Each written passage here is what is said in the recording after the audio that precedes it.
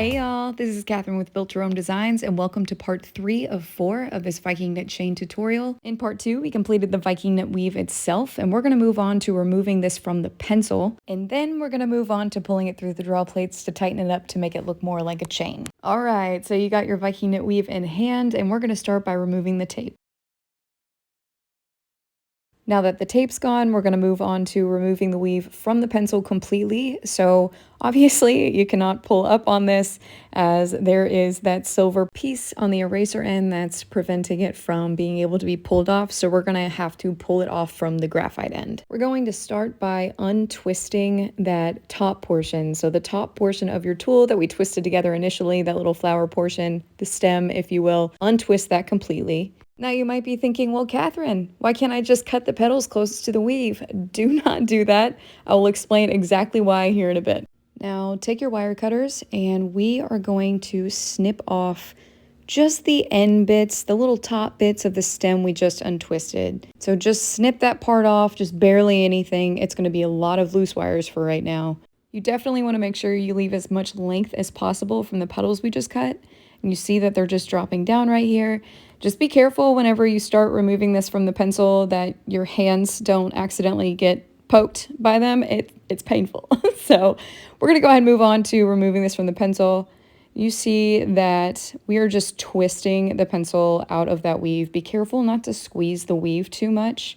You don't want to accidentally crush it. The reason I twist the pencil instead of just yanking down on it is because the weave is super tight around the pencil, so twisting it is definitely the way to go, and voila, we have our weave and we're ready for the next step. So very similar to what we did in part 1 with the Viking knit weave tool, we're going to take all of the loose ends that we just cut, bring them together and twist them. You want a really nice tight twist on this. And this is what it should look like. The Viking knit weave along with the twisted top that we just completed.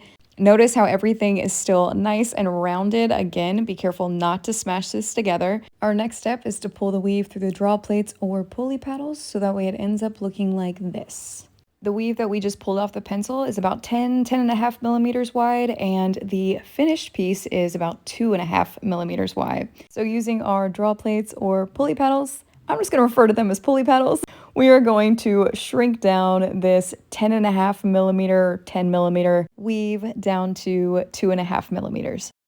Okay, we have to go back to formality because you want to look up draw plates, not pulley paddles, for this specific thing for sure.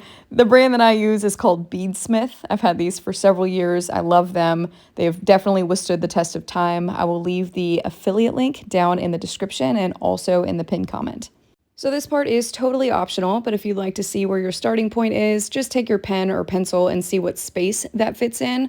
And then from there, you're gonna go up a half a size. So this, for example, is an 8 millimeter round pencil, pretty standard. So we're gonna start at the 8.5 millimeter mark.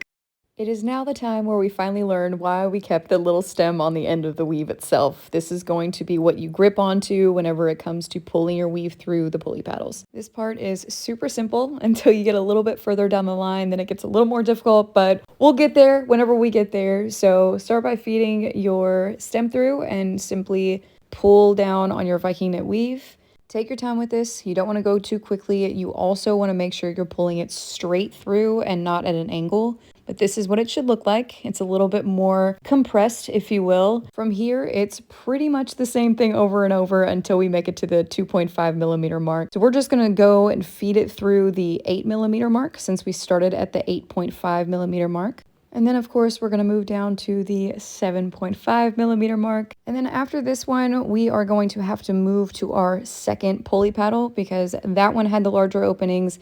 Now we need the smaller openings. And as you can see, this is what the Viking knit weave looks like so far. A little bit more compressed, a little bit more shrunken down, a little bit more like a Viking knit chain. We're moving on to pulley paddle number 2. We ended with the 7.5 millimeter mark using the other paddle. So with this one, we are going to begin at the 7 millimeter mark. Using the exact same process that we have been, we're going to put our stem through the 7 millimeter opening, pull the Viking knit weave through, and work our way down. I'm going to continue at the same pace as you, but I will leave you with some tunes and meet you whenever we need our pliers.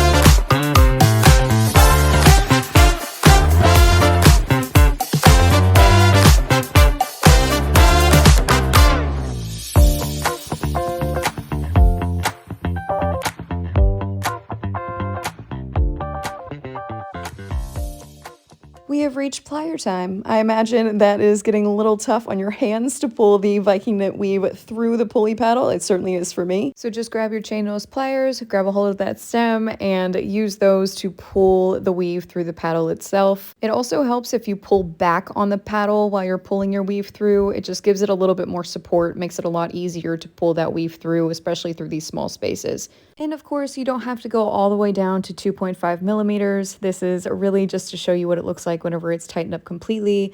You can stop whenever you feel like you are happy with what it looks like. Okay, more tunes. I'll talk to you in a few.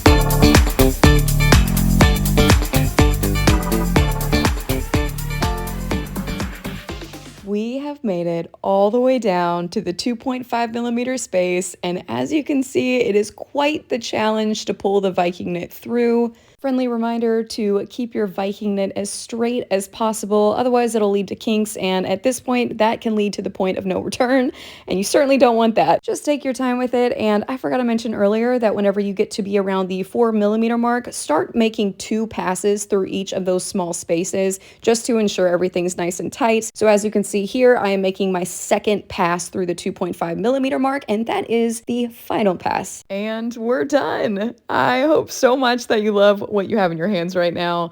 You've made it through the entire weaving process.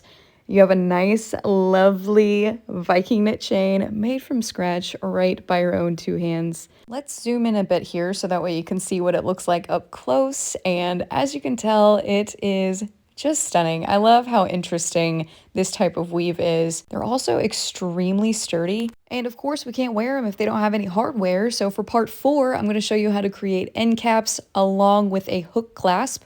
So that way you can wear these either as a bracelet or as a necklace. You can see what they look like right here. See those little spiral pieces at each end, plus the making of the hook clasp. Again, we will be focusing on that too, so that way you can wear your piece. As always, if you've enjoyed this tutorial so far, be sure to like and subscribe so that way I can continue making these tutorials for you. My affiliate links for the pulley paddles are in the description below, along with a special offer and the link to part 4. I'll see you there.